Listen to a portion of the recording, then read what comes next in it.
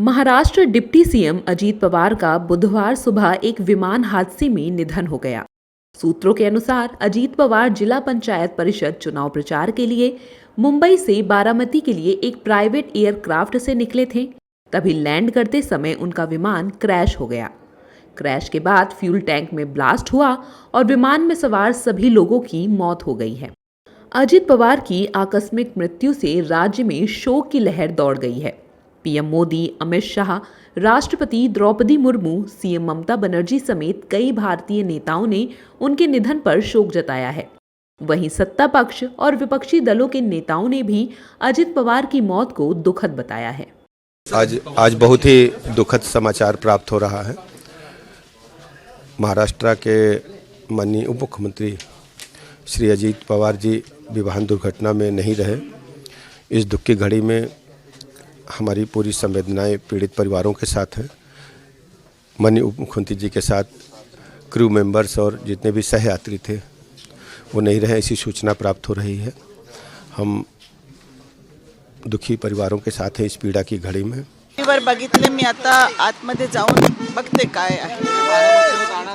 हो जाणार आहे मला काहीच माहिती नाही। मला आताच टीव्ही वरती कळलं आणि मी डायरेक्ट इथे आले। कोणाशी बोलणं झालेलं नाहीये। आता मी डायरेक्ट इथे आले, आता बघते आतमध्ये। देखिए, अजीत पवार जी के साथ हमने 25-30 साल काम किया है। 2002 से लगभग 20 साल से ज़्यादा अजीत पवार के साथ हमने काम किया है और हमने देखा है कि वो एक ऐसे वाहिद नेता रहे हैं जो बहुत ही एग्रेसिव, बहुत ही डायनामिक और जो कहते थे वो बस उसकी जिद के पकड़ लेते थे। हालांकि उन पर एक तरह का आरोप कांग्रेस एनसीपी को तोड़ने का भी लगा है कि उन्होंने 2-3 लोगों के साथ मिलकर शरद पवार साहब के साथ गलत किया कि पार्टी छोड़ दी। मगर उसके बावजूद भी डिप्टी चीफ मिनिस्टर की हैसियत से आज तक वो जो इस तरह से काम करते थे, सवेरे जल्दी उठकर निकल जाना, ग्राउंड में लोगों से संपर्क रखना, एक एक कार्यकर्ता के साथ उनका संपर्क रहा। और मुझे ऐसा लगता है कि उनकी चले जाने से न सिर्फ राष्ट्रवादी कांग्रेस पार्टी अजीत पवार को नुकसान पहुंचा है, बल्कि महाराष्ट्र की पूरी राजनीति हिल गई है।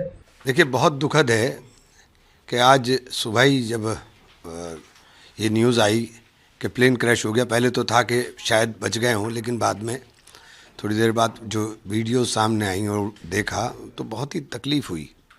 एक बहुत ऊर्जावान नेता का दुनिया से चला जाना यकीनी तौर पर बड़ा दुखदायी है और महाराष्ट्र की राजनीति को एक बहुत बड़ा धक्का है।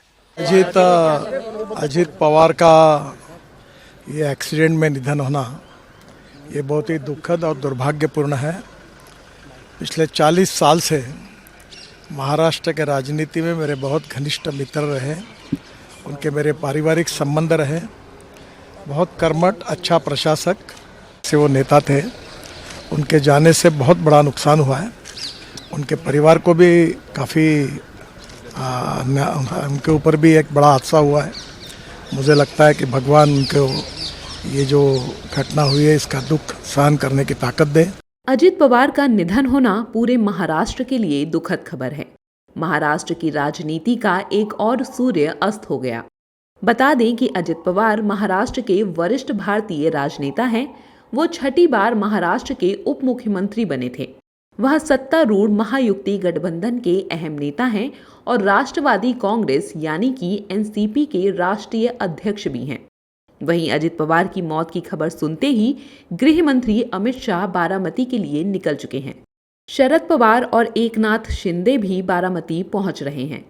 फिलहाल अजीत पवार के घर पर महायुति नेताओं और एनसीपी कार्यकर्ताओं का तांता लगा हुआ है।